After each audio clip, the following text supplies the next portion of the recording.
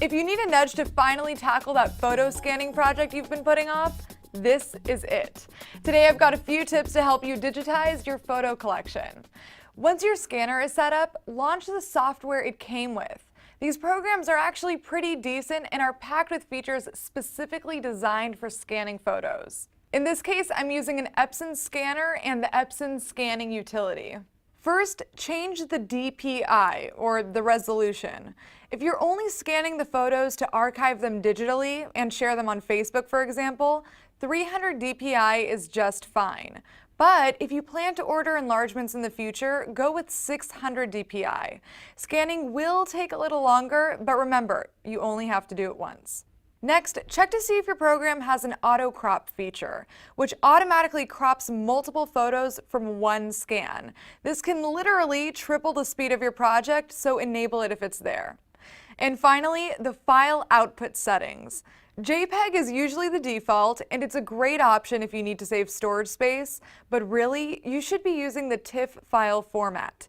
It's uncompressed, which means no quality is lost when the file is saved. In this same area, you should also be able to adjust the file name. This is really important because you want to establish a system at the beginning of your project, so decide how you want to organize your photos. If it's by date and event, choose a file naming system that matches it. I'll go with the reverse order date like 2012-11-04, then the event name, and finally, I'll number the photos starting with 1. Now that your settings are set, the last thing to do is clean your scanner bed to make sure no flecks of dust will be scanned with your photos. Give it a quick clean and you're ready to go. Now that we're all set up, I can scan a few photos. So I'll lay down 3 at a time. And with that auto crop feature, you want to leave a little space between each photo. Lay it down. On this scanner, I'll hit preview.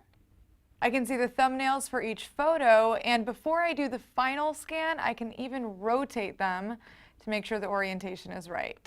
Put them right side up, hit scan, confirm my settings, and now it'll do the final scan and save the photos to my computer. This is going to take a while, but if you want to scan your photos yourself, the time it takes is really the only drawback. Otherwise, you can outsource the project to a company like scanmyphotos.com, which takes care of everything for you. If you have any questions or tips of your own, hit me up on Twitter and check out howto.cnet.com for more tips like this. For CNET, I'm Sharon Profis.